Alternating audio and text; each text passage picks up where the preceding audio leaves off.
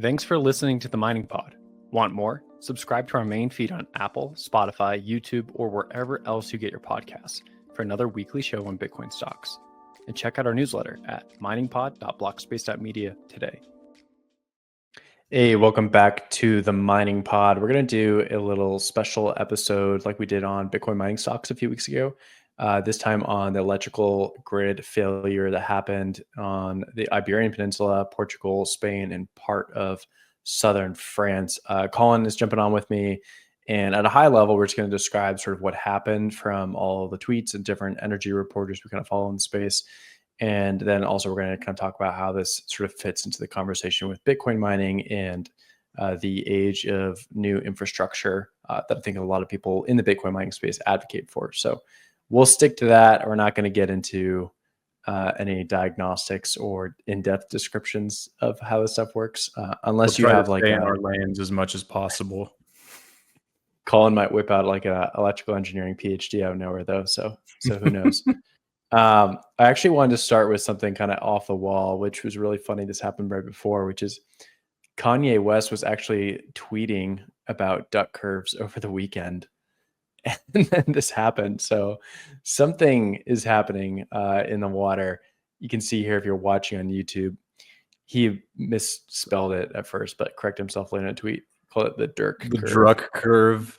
Dirk. It's like, is this a Stanley Druckenmiller cross post? I mean, sometimes the simulation winks at you, right? And if the duck curve has entered the Overton window, I don't know if that says more about Kanye West or more about just, people paying attention to energy systems in general. But most of our listeners will probably understand what the duck curve is. For those who don't, it's basically a way to visualize peak demand versus available or peak load versus available supply on a grid.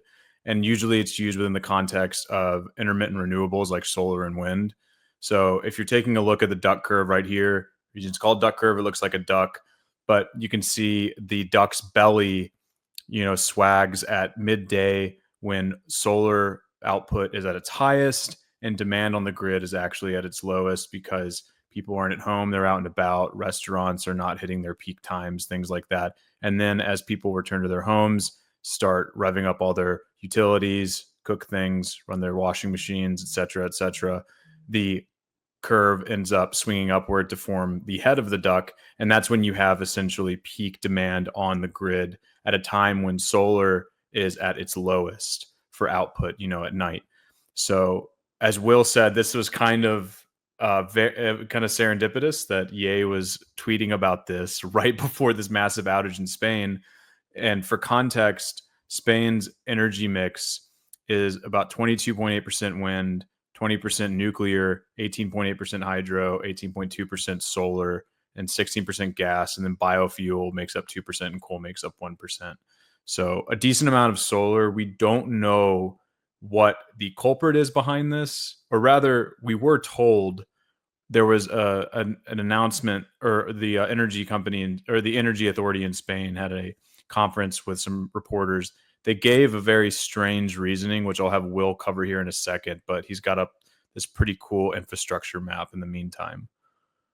Yeah, I thought the Kanye thing was funny. 3 days before this thing becomes so important to millions of people, Kanye is already tweeting about it. Okay, so going back to this map, open infrastructure map, you can see like all the different grid interconnections and transmission lines across the Iberian Peninsula. And this is not showing actually like what's live or what's not, to my knowledge. It's just showing like the builds, and you can see everything going out to like different island chains. They have interconnections with France. Most of Europe, if not all of Europe, is basically kind of connected in one big grid, which is a lot different from my understanding than how the United States has like sort of like these isolated small grids like ERCOT, and then you kind of get into like different sectors. A lot of the US isn't interconnected. ERCOT's a little bit different until recently. So the interesting thing here that I did want to present, but I cannot because the website is down at the moment, is the generation and demand charts for the energy provider in Spain. And I think that's just showing you how many people are trying to get onto the website to try to understand like where the generation is coming from right now. As of now, we do know that there is some more generation coming back up online. I'll pull up the tweet here in just a second. It's still bad though. They're still missing a lot of generations. I'll share this tab. Oh yeah, I was hoping you were going to pull this one up. Javier Blas, Yeah. Blaze. I don't know how to pronounce his last name. Apologies, Javier. So as of this tweet, it said 5 hours since the blackout started. Load has risen a tiny bit to 15 gigawatts in Spain, a recovery of 1.5 gigawatts since 12:35 p.m. local. The grid operator still has another 10 gigawatts to recover. Sunset in Madrid is in 3 hours. And if you've been following him during the day, he's kind of been one of the best people tweeting about this throughout the day. And he's with Bloomberg as an energy reporter. You'll just note like him covering this dramatic drop off. And then over the last few hours, they have been able to bring on a decent amount of generation, but they're still missing a lot. And the concern here is like what's going to happen during the night hours. Now, as we're recording this, it's already nighttime in all of Spain. And so a lot of people on the ground are reporting that people are buying candles and they're trying to figure out how to make the evening into the night work. They're also expecting that they should have most systems back online by tomorrow. But I think that's the question for us that I want to pivot towards is like, what does this look like for the Spanish grid, and how can we like think of this in terms of Bitcoin mining grids? The thing that came to mind, obviously, for us is like the ERCOT grid, which has a ton of generation being built out over the last few years. Like tons of different generation sources have been built out, and it seems like Spain and some of these other infrastructure or some of these other grids kind of went the opposite way. And like they certainly built out generation, but it's been more on the renewable side and kind of like focused solely on that. Whereas Texas has been building out a more diverse playbook in terms of generation. Any thoughts on that? I mean, 40% renewables is kind of insane. And we don't know what caused the blackout. The authorities have been pretty elusive on that. We'll get to what they said here in a second. But I just also want to point out in that thing from Javier, 12 gigawatts coming offline. That's a massive amount of power. And you can kind of see the duck curve in that chart. And just going back to the open infrastructure chart that you had up, Portugal's entire electrical apparatus seems to be somewhat dependent on Spain. Parts of southern France also experience outages as well as Andorra, but southern France ended up coming back online quicker than Spain. I think part because they can probably interconnect with all of the other energy producing assets that France has. France has is rich in nuclear power and other things like that. Just a few stats before we move on into some other things here, Will. I consulted the Oracle Grok to get an estimate of how many people were affected by this. And, the major cities, it threw out the major cities in Spain, Madrid and Barcelona, as well as the capital, Portugal, Lisbon, were down as a result of this. Valencia as well was experiencing blackouts. But it dug in a little further for me, and it said in Spain, the estimated impact is tens of millions of people, most areas and major cities. In Portugal, 10 million people, the entire country. The extent of the outage for Portugal is the entire country. So if that is true, and this is drawn from reporting on it, so I'm going to take it as truth. 10 million people are affected in Portugal. In Spain, southern Spain, a few million were affected, but like I said, it has come back online since, and 77,000 in Andorra were affected. There was a partial outage. So to me, one of the big takeaways here for Portugal is like, don't rely on another country for all of your electricity.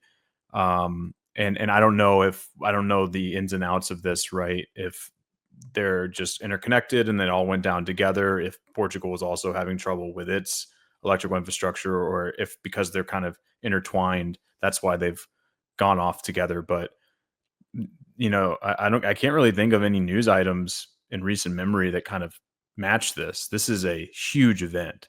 You're talking about tens of millions of people without power. Yeah, and if you're just watching there, scroll through some photos that CNN put together of the blackout outage in Spain. And like you said, there's millions of people, and there's photos of people being stuck on train lines. The subways had to be evacuated. People are isolated. Think of like the hospitals where there could be, people could have been operating with surgeries, and then all of a sudden the lights go out. And luckily, most hospitals have like backup generation, so it's probably going to be okay. But like, think of all the small interruptions that could really be dangerous, and then like the larger inconveniences about like not being able to get to places on time. To my Yep. understanding, this is the largest blackout since 2006 in the area. So a few more thoughts and on terms of like what's the cause. I mean, they're still investigating this. Like, we're doing this podcast, just kind of jumping on it because it's an interesting news event that ties into Bitcoin mining, and just like the general grid conversations we have on the mining pod a lot. They do not think that this is caused by a cyber attack at this time. It's according to the European Council president. We have that image up on CNN. And then in terms of like the actual diagnostics for this right now, it's kind of out there in terms of things that maybe only a few percentage people in the world could understand. And I think you'd really have to be a part of the industry. I bet a decent amount of listeners to this podcast would know it, but according to a few sources, it's basically comes down to something called induced atmospheric vibration, where there seems to be some oscillations in the high voltage lines, some temperature effects, and then I think something to do with the wind in the area as well, that it's causing these disruptions. And it caused like the voltages to or the frequency to come out of alignment, and then the entire grid sort of just like bricked for a little bit. And I think the things I've seen that have been the most scary is that some of these parts might be completely bricked going forward, and they might have to come back and like go through all of Spain's infrastructure and fix all these parts, and not everything can just be like turned back on. So that's the last kind of point to bring up, is like, depending on the source of your generation, it could be harder or easier to bring stuff back online. Obviously, like, it's nighttime now, so like, unless there's like a battery plant connected to your solar farm, you're not really going to be generating electricity until the morning. Wind can obviously still be going, so there's that, and then hydro as well. There is a small percentage of nuclear, but I think in these sort of moments, like, that's where you appreciate oil and gas, right? Where you can like, or coal. Just shout out to Steve Barber. Like, you want to turn on your like coal plant when it's nighttime and you want your lights to be working. Yeah, 100%. I have to say, take this with a grain of salt. I'm not an electrical engineer, but that explanation almost sounds like gobbledygook marketing speak to cover up potential failures of an aging grid. I would just ask, if you look at southern France, right, their lights are back on because they are interconnected with the rest of the French grid. So why are there not better fail safes in place for Spain and Portugal, right? Um, I don't have anything more to say other than that, because obviously I'm not an expert on this, and I can't opine on things that I don't understand completely. But I We're do think Bitcoin it's interesting. podcasters, though. Yeah, well, I mean, A little bit of leeway here. a little bit of leeway. It's like the PodConf guys say, we're getting our 40 hours per weekend, so we can say whatever we want. But yeah, I do think that it's going to be interesting to see whether they actually come out and say about this, right? Because to me, this is like a massive failure. And if I were a Spanish citizen or a Portuguese citizen, any sort of explanation I would find almost unsatisfying, because the scale of this thing is absolutely massive. And the fact that there's nothing to stop this from happening, or no interconnections that they can look to elsewhere, or backups in place for something like this, is really crazy.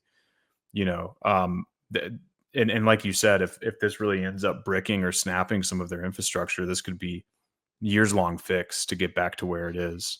So Yeah, I mean, it's a problem. I will take a little bit of the knowledge I have gleaned from operating this podcast and working in Bitcoin mining to say that it's interesting to see like the generation profile in Spain and how that has had consequences for what they're doing. They've been one of the more aggressive countries in terms of trying to move over to renewables.